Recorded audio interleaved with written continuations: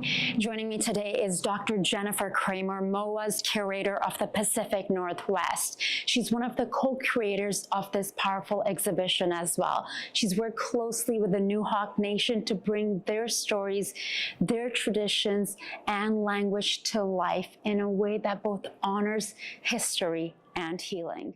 Thank you so much for joining us and giving us a wonderful tour, a special media preview of the Nuxalk Strong, Dancing Down the Eyelashes of the Sun. What a powerful name. Can you tell us a bit more about this exhibit? Oh, absolutely. It has been my pleasure to co-curate with Dr. Sentikula Clyde-Talio this exhibition. It has been 5 years in the making, about a year and a half of intensive effort of choosing the treasures that we would be borrowing and bringing together for this exhibition. Sentikula and I have been visiting Nuxalk treasures in museums around North America for over 15 years together and working towards this moment of being able to share with the world the Nuxalk Nation, their past, present, and future in this beautiful exhibition. What a powerful moment, and it's a beautiful day to be here. Really feel the vibes. So, as you can see, this is the main entrance to the gallery that houses Nuxalk Strong.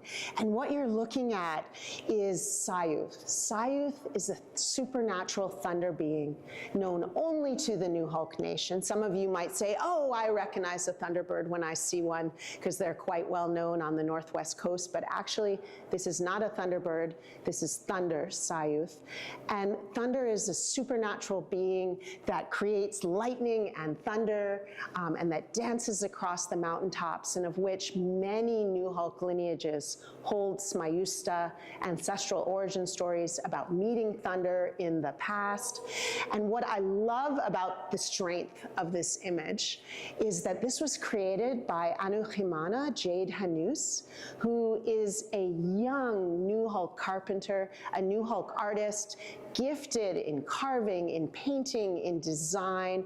Her work is incredible, and I was so excited that she took up our offer to intern with our designers for this exhibition, because not only is this exhibition filled with Nuxalk carving and weaving styles that are uniquely Nuxalk, but the entire aesthetic and feel of the show is created using designs that Jade co-created with Cody Rocco, our graphic designer, and Josh Doherty, our exhibition designer, and myself, and Dr. Sentikula Clyde-Talio.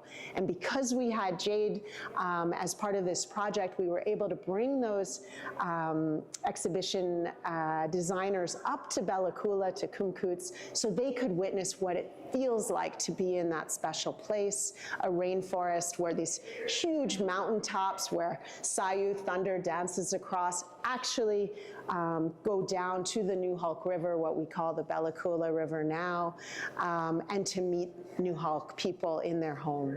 And so that is the energy that you see depicted here and that you're going to experience if you come on down and get to see this incredible exhibition. Can you share with us a bit about how the Nuxalk Nation, how they have received this? Because you had the big opening, you know, there was the media preview, then with the ceremonial dance and Absolutely. Everything. It was live streamed on social media. Quite a moment for me to watch, as well as many others online. Obviously, the Nuxalk Nation are so proud and so happy that this exhibition is happening. One of the things to mention is that the Nuxalk have never had their own self-represented exhibition for the world. There were over 250 Nuxalk people who came either from Bella Coola, from Kumkuts, where they live, or from the lower mainland, where they also live. It really wasn't a regular museum exhibition. It was more of a piece of a potlatch. Social work happened. The head hereditary chief, Staldamp Nuhinlaik, actually took the opportunity to name the next Staldamp, the next chief, which will be his daughter, Gabby Putlis. So real work was done. This wasn't a performance for guests. The guests were witnesses to the real political, economic, historical historical work of when a nation shares who they are and legitimizes their sovereignty in a public way. That is truly beautiful. I got chills when you were mentioning that. How is the revitalization of the Nuxalk language woven into this exhibition? It is.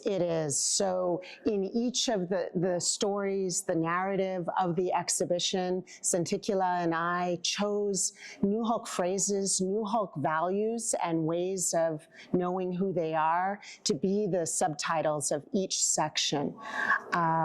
My Nuxalk is not very good, so I will not, we will leave that for Santikula, but all throughout each of the sections lead with Nuxalk phrases, Nuxalk value systems, and then the final section is about Nuxalk Radio, 91.1 FM, which is a community radio station founded by Nuxalkum, and basically behind that is Nuxalk sovereignty, Nuxalk stewardship and care for the lands and waters of Nuxalkum, their homeland.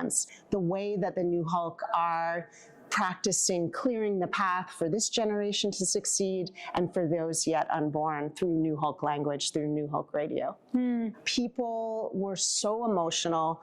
Meeting Nuxalk treasures, I call that like meeting the hands of your ancestors, because it's your ancestors who were the carpenters, the weavers, the artists, the makers, who made these treasures, whether they're ceremonial, whether they're regalia to wear, or whether they're baskets and technology like adzes to use in everyday life. The Nuxalk don't think about this as meeting fixed objects. It's like having a visit with family.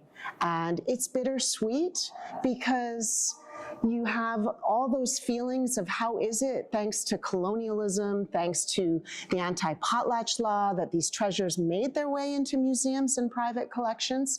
But one of the things we were emphasizing that was different about this exhibition is that the Nuxalk have actually always had foresight about planning to share and protect their knowledge, their stories, their smayusta, which are their histories of how they came to these lands, by placing these treasures in the safe places so that when the future generations were ready to have them home, they would be there. So many of these were not stories, songs, knowledge, smayusta, and treasures that were stolen. They were actually purposefully placed there by ancestors. So for the Nuxalk, it was a joyous reconnection. And then, of course, part of this exhibition is talking about other ways of reconnecting, whether that's bringing these treasures back home, where they can inspire all of the artists. There are so many artists in Bella Coola who are both carving and weaving for ceremony, but also for the art market, which shares with the world who the Nuxalk are. So whether it's bringing these treasures home or whether it's showing them in places like the Museum of Anthropology, that shares with the world who the Nuxalk are. That's beautiful. One last thing, what are your hopes that the visitors will take away from the Nuxalk Strong exhibit? Well, the Nuxalk Nation are small at the moment, not quite 2,000 people, which is pretty tiny in our huge world. But they were a small nation that sent 9 Nuxalk men, took up the challenge in 1885 to travel under contract to share Nuxalk culture, songs, carving in Germany for over a year, and then came back home as proud Nuxalk citizens. I see this as, 100 plus 130, my math isn't so good, years later of continuing to share with the world who the Nuxalk Nation are. Their treasures, their materialized treasures are in museums around the world, but I don't think people really know about the living Nuxalk. And this is what this is about. This is about the fact that not only have they survived the pressures, what they call the 4 modern catastrophes of colonialism, starting with the smallpox epidemic of 1862, that took a population of upwards of 20,000 people and reduced it down to 300, but showing that they're now thriving, that they are rejoicing in who they are and fully taking it back, what they call stumstaliwa, which is the full human experience. For a Nuxalk side of things, I want this to continue to be an inspiration to so many of the carpenters, the weavers, the carvers, the painters, the jewelers, and the youth, you know, who are the future. Thank you. Thank you so much for your time. I truly appreciate it, Dr. Kramer. And I'm so excited to wander through here and film on this beautiful day, the exhibit. You're very Thank you. Thank welcome. you so much. I appreciate You're it. very welcome. This exhibition is more than just a display of artifacts. It's a living, breathing testament to the strength of the Nuxalk Nation and their ongoing journey of cultural revitalization.